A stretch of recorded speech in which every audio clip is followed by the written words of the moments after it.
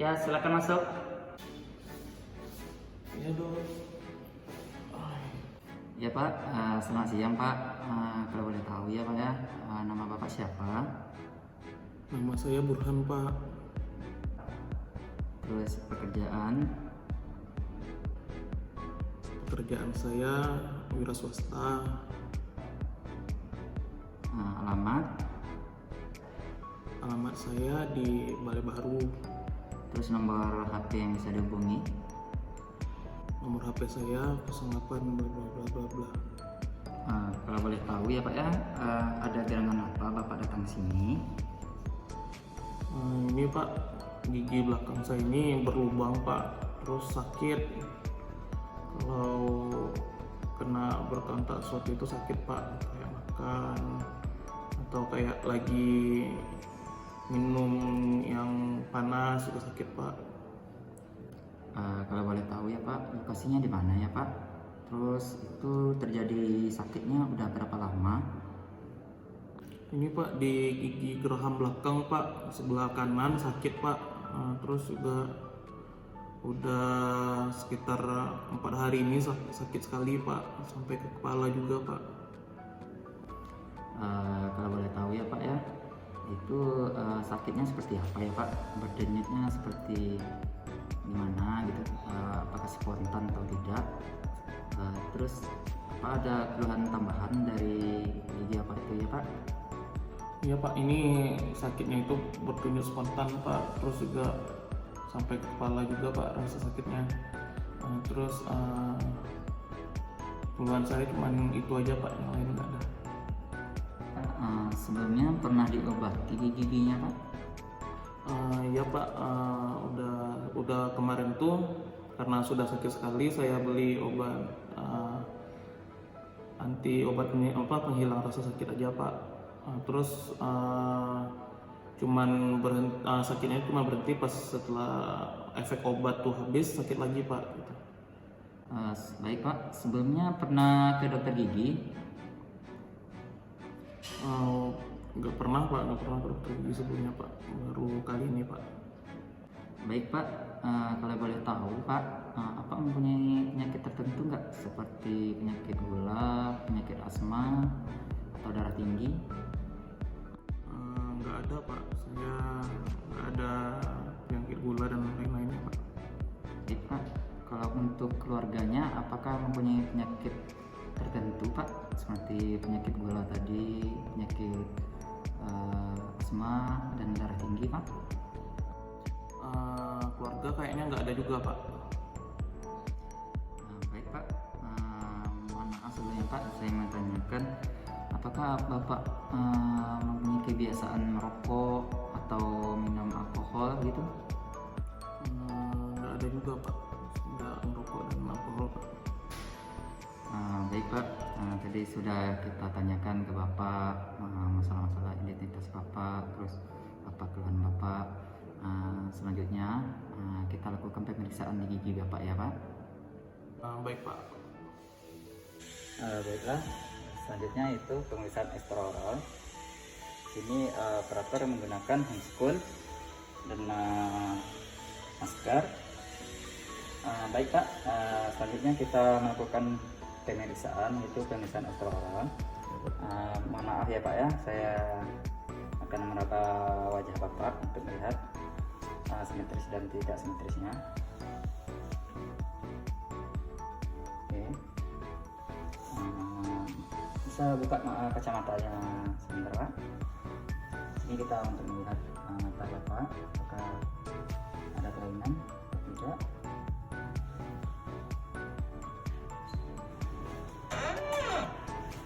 Oke, selanjutnya kita lihat. Oke, selanjutnya kita bisa duduk sedikit Pak, agak lurus.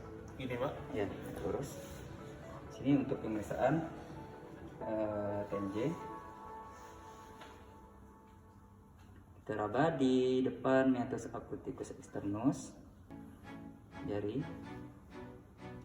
Terus intrusikan pasien untuk membuka dan menutup mulut. Boleh dibuka mulutnya Pak. Tutup, buka, tutup. Di di sini kita untuk melihat apakah ada kelainan di TMJ-nya, apakah ada mempunyai bunyi klik dengan mendekatkan telinga operator atau dokter gigi di dekat meatus occipitalis externus. Selanjutnya itu pemeriksaan limnot, di mana pasien diinstruksikan untuk duduk tegak lurus dan kita raba di submental, submandibular sampai ke cervical auricular. Apakah ada teraba limnotnya? Setelah selesai pemeriksaan ekstraoral, maka lanjut ke pemeriksaan intraoral. Selanjutnya itu pemeriksaan intraoral, di mana yang pertama kita lihat mukosa mulut pasien. Kita lihat mukosa bukal, mukosa labial, mukosa lingual, dan di bagian palatumnya. Selanjutnya itu pemeriksaannya itu kita lihat juga itu bagian lidahnya, apakah ada kelainan atau tidak. Selanjutnya yaitu kita lihat bagian jaringan kerasnya, yaitu gigi. Kita lihat di bagian gigi 18 sampai ke gigi 48 secara berurutan. Baiklah, di sini ada dilakukan pemeriksaan, didapatkan di gigi belakang bagian kanan itu terdapat gigi yang berlubang yang besar, di mana sebagai operator dan dokter gigi yaitu untuk melakukan pemeriksaan objektif, di mana untuk melakukan pemeriksaan objektif yang pertama itu kita menggunakan sonde untuk melihat terasa sakit atau tidak pada gigi belakangnya.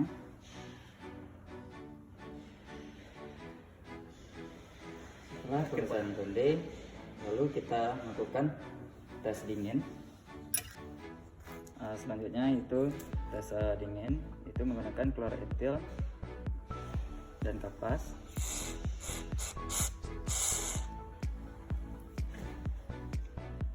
Lalu masukkan kapas yang telah dikasih keluar etil pada gigi yang berlubang.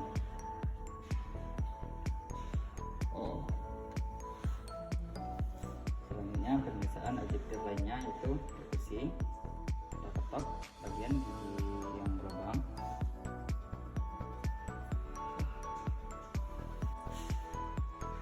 Selanjutnya itu tes mobility dengan menggunakan dua ujung instrumen.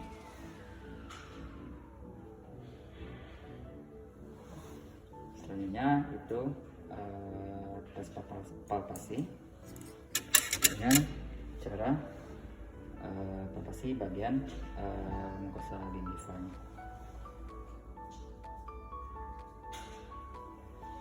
Setelah selesai pemeriksaan intraoral, setelah dilakukan pemeriksaan intraoral, maka selanjutnya itu pemeriksaan penunjang, di mana setelah dilakukan pemeriksaan penunjang maka didapatkan itu diagnosanya yaitu otitis irreversible, di mana pertama itu melakukan defitek pada gigi pasien untuk mematikan saraf pada gigi pasien yang berlubang.